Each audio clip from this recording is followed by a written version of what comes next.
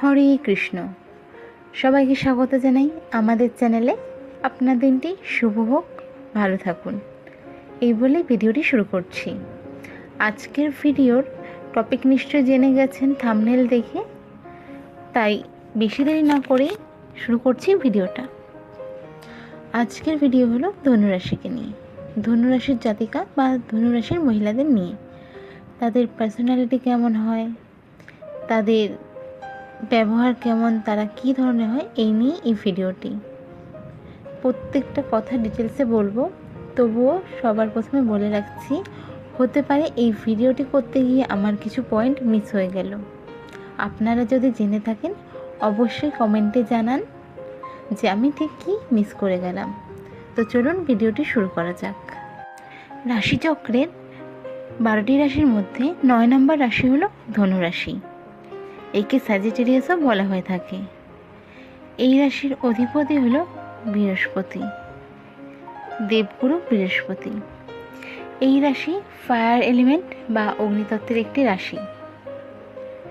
এই রাশির সিম্বলাইজ করা হয়েছে একজন সৈন্য হাতে ধনুক নিয়ে ঘোড়ায় চড়ে এগিয়ে যাচ্ছে, এবং যদি দেখেন লক্ষ্য করবেন ঘোড়াটি এগিয়ে যাচ্ছে প্রচণ্ড স্পিডে। ঘোড়াটির পা দেখলেই বোঝা যায়। অর্থাৎ এদের কী দিয়ে সিম্বলাইজ করা হয়েছে তা দিয়ে এদের সম্পর্কে কিছুটা ধারণা রাখতে পারেন। ভালো পৌরোহিত্য আর টিচার হন এরা। বলতে গেলে এদের থেকে শেখার মতন অনেক কিছুই থাকে। পৌরোহিত্য আমাদের সমাজে একটা এমন জায়গায় রয়েছে যা অতীতকালে ছিল, যা অনেক কিছু ম্যাটার করে, যাদের থেকে শেখার অনেক কিছু থাকে। প্রত্যেকটা জিনিস তাদের থেকে শুনে শুনে করা হতো। সেরকমই টিচার বা শিক্ষকদের থেকেও শিক্ষা দেওয়া হয়ে থাকে। গুরু হিসাবে মানা হয় টিচারদের, মা বাবার পরেই এদের স্থান হয়। তো এই রাশিকে বুঝতেই পারছেন এরা ঠিক কী ধরনের হয়ে থাকে। এবার বাকিটা ডিটেলসে বলছি। এই রাশি ইন্ডিপেন্ডেন্ট হন। ধরুন এরা কিছু করতে চায়, হয়তো আপনাকে জানালো, আপনি গুরুজন হিসাবে আপনি এবার যদি বাধার সৃষ্টি করেন এরা বিরক্ত হবে। এরা অনেকটা বুঝে শুনে কোনো কাজ করার মাইন্ড বানান, তো সেক্ষেত্রে এটা প্রবলেম ক্রিয়েট করতে পারে। বা এবার ধরুন আপনাকে ধনুরাশির কেউ একজন, সে জাতক হোক বা জাতিকা, এটা জাতক জাতিকা উভয়ের ক্ষেত্রেই বলছি, কিছু একটা কাজ বুঝিয়ে দিয়েছে, ভালো করে বুঝিয়ে দিয়েছে, জিজ্ঞাসা করেছে যে আপনি বুঝেছেন কি না। এবার আপনি বারবার বলছেন কিছুটা করার পর, না এটা এভাবে হবে, না ওটা ওভাবে হবে, ভুলে গেছি আরেকবার। এসব ব্যাপারেও তারা ভীষণ বিরক্ত হন, তারা ইরিটেট হন খুব। এই ছোটো মানে এরকম ধরনের সিচুয়েশনে তারা পছন্দ করেন না যে তাদেরকে বারবার কোনো বিষয়ে একই বিষয়ে বিরক্ত করা হোক। এরা জানে গোল কিভাবে অ্যাচিভ করতে হয়, তারা জানে যে কতটা খাটলে ঠিক কী কী করলে তারা অ্যাচিভ করতে পারবে তারা জীবনে যেটা চেয়েছে। ভীষণ রকমের নেচার লাভার হয় এই রাশির লোকজন। মানে ধরুন নেচার বলতে সবাই যেমন আউটিংয়ে ঘুরতে এক এক জায়গায়, কেউ রেস্টুরেন্ট বা ধরুন কেউ এক একজনের যেমন এক একটা জায়গার জিনিস পছন্দ থাকে। এদের ব্যাপার হচ্ছে আমরা কোথাও যাব যেখানে পাহাড় থাকবে, সমুদ্র থাকবে, জঙ্গল থাকবে, এরকম কোনো নেচারের মধ্যে নিজেদের হারিয়ে ফেলবো। এদের মধ্যে একটা নেচার নিয়ে ফ্যান্টাসিও থাকে যে খোলা আকাশের নিচে বসে তারা দেখবো, নদীর পাশে দাঁড়িয়ে থাকো, এই রকম ধরনের নেচার লাভার এরা হয়। এরা শান্ত পরিবেশ খুব পছন্দ করে। সফট সং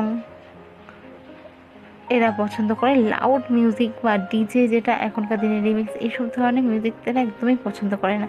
এদের প্লে লিস্ট যদি কখনো দেখেন তাহলে বুঝতে পারবেন। এরা ভিড় পছন্দ করে না। বাড়ির ছোটোখাটো অনুষ্ঠানেও এরা চেষ্টা করে যতটা এড়িয়ে চলতে পারবে। হয়তো পছন্দের মানুষরা থাকলে কিছুক্ষণ বসে আড্ডা দিয়ে দিল, বা আড্ডা যেখানে হচ্ছে চুপচাপ শুনছে। তবে যেখানে দরকারের থেকে অতিরিক্ত বেশি ভিড় বা চেঁচামেচি, এরা ওসব জায়গা অ্যাভয়েড করার চেষ্টাই করেন। ধনুরাশির আরেকটা ব্যাপার হলো ফিলিংস। এরা ফিলিংস শেয়ার করে না, খুব কমই এরা ভিতরে কি চলছে সেটা সবার সামনে, বলতে গেলে ধরুন বন্ধু বান্ধবদের সামনে বলে, তবে এরা সহজে মনের ফিলিংস কাউকেই বলে না। খুব বেশি হলে কাছের ধরুন কোনো বন্ধু বা পরিবারের কেউ, যাকে তারা এতটাই ট্রাস্ট করতে পারেন যে সে আর কাউকে বলবে না, বা তার ফিলিংস যেটা বলছে সেটা নিয়ে সে কোনো রকম অনুভূতি, হাসি বা ঠাট্টা, ইয়ার্কি এসব করবে না। এরকম মানুষ পেলেই তারা শুধুমাত্র নিজের ফিলিংস শেয়ার করেন। কিছু কিছু ক্ষেত্রে এরকমও হয় যে পার্টনার আছেন যিনি, তাকেও পুরোপুরিভাবে এদের ফিলিংসটা বলছে না যে আমি এই জিনিসটা করতে পছন্দ করছি না, বা তাকে এতটা ভালোবাসি, পছন্দ করি, মানে মন খুলে এরা কোনোদিনই কোনো ফিলিংস শেয়ার করে না। ধনু রাশির লোকেরা ভীষণ ফ্যামিলি ওরিয়েন্ট পার্সন হন।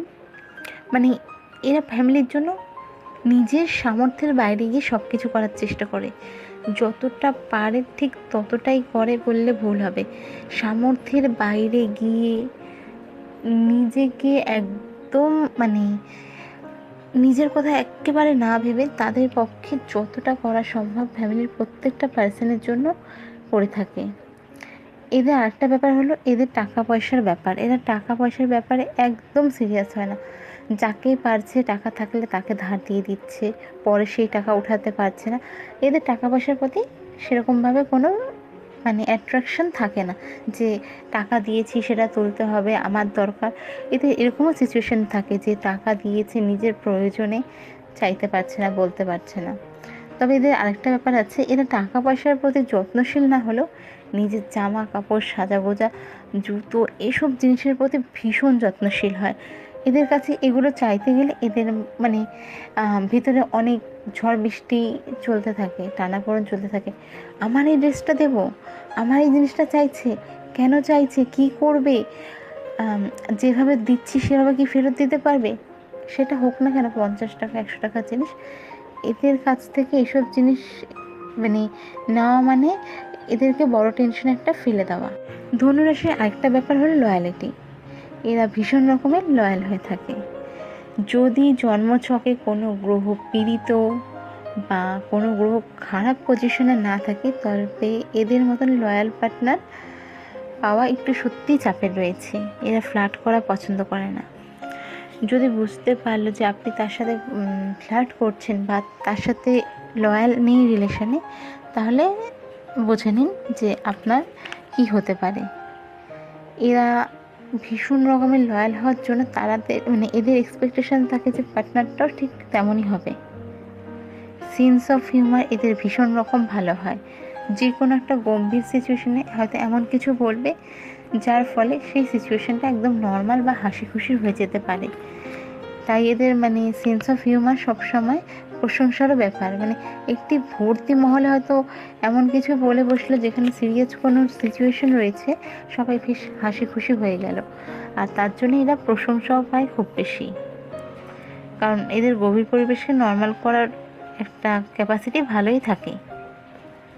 পরিশ্রমের দিক দিয়ে যদি বলা যায়, তাহলে এরা পরিশ্রম দিয়ে খুব অল্প সময়ে জিরো থেকে হিরো হতে পারে। এরা পরিশ্রম ভীষণ রকম করতে পারে, ভীষণ রকম মানে ভীষণ রকম, মেন্টালি ফিজিক্যালি সব ধরনের পরিশ্রম করতে পারে।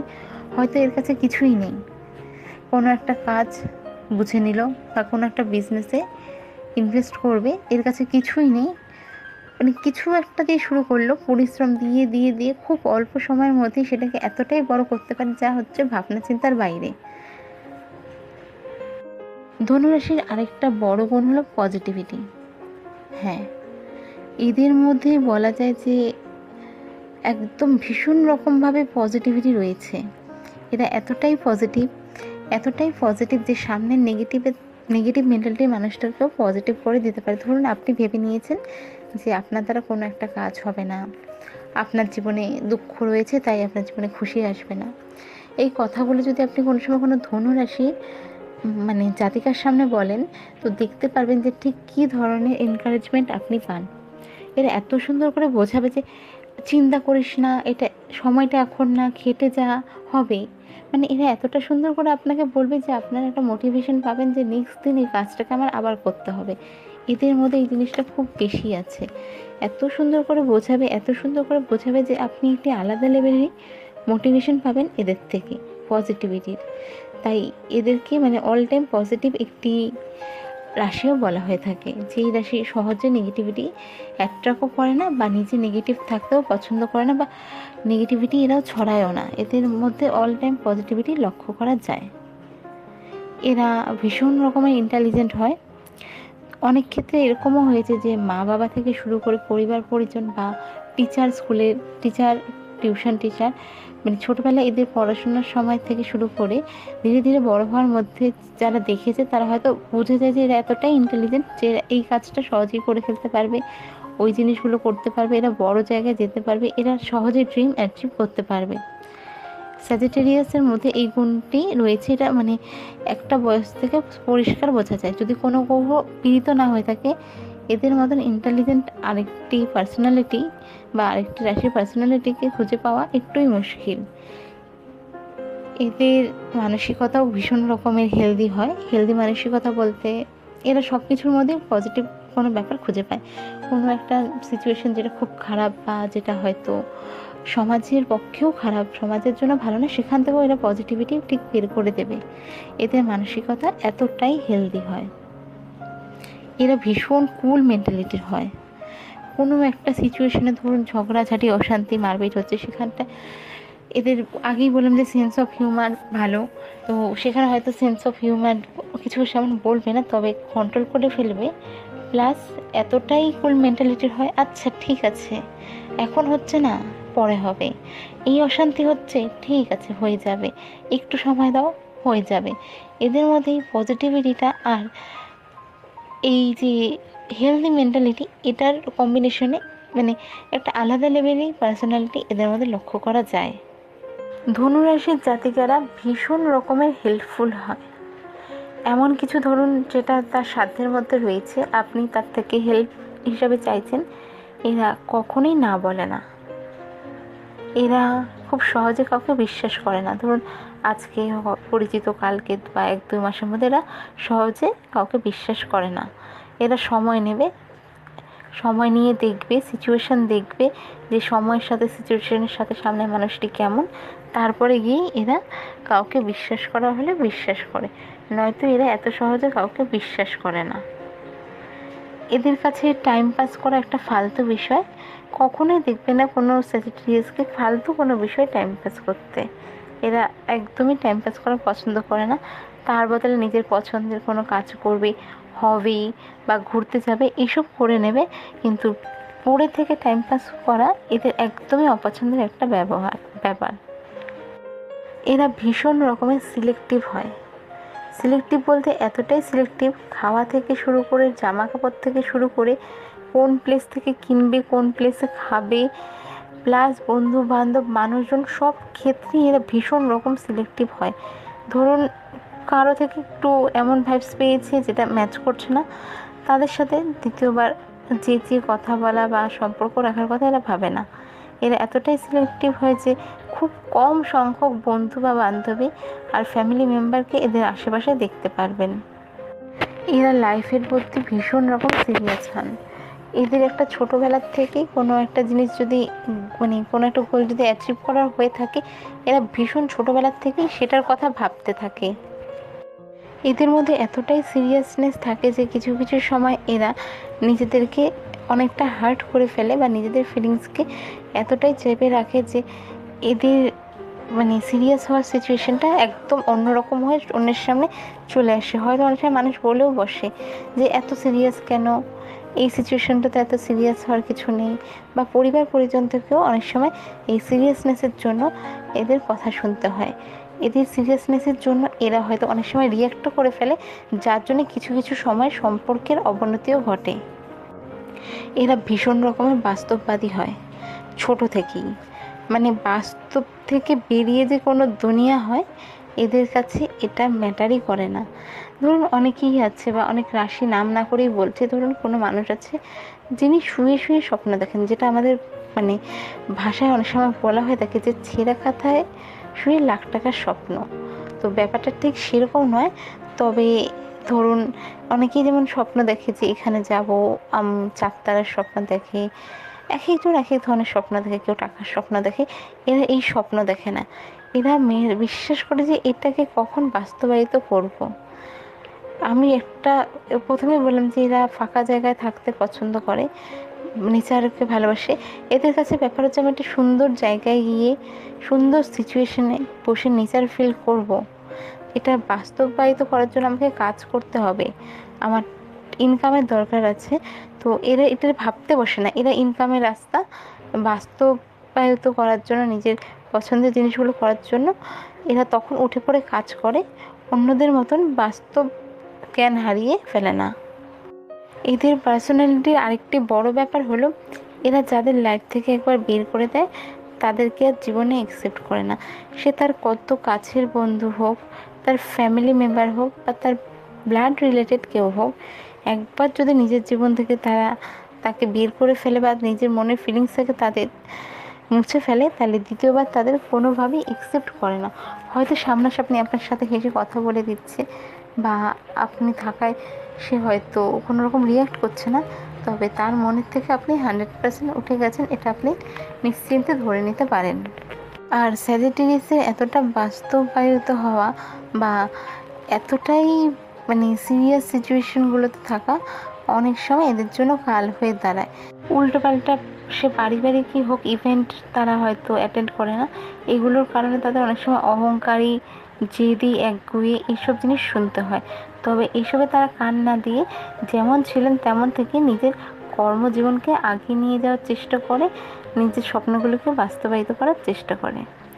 তো আজকে যেটুকুনো বললাম এই ভিডিওতে এটুকুই। কোনো পয়েন্ট মিস করলে অবশ্যই জানান কমেন্ট করে। ভালো থাকবেন। রাধে রাধে।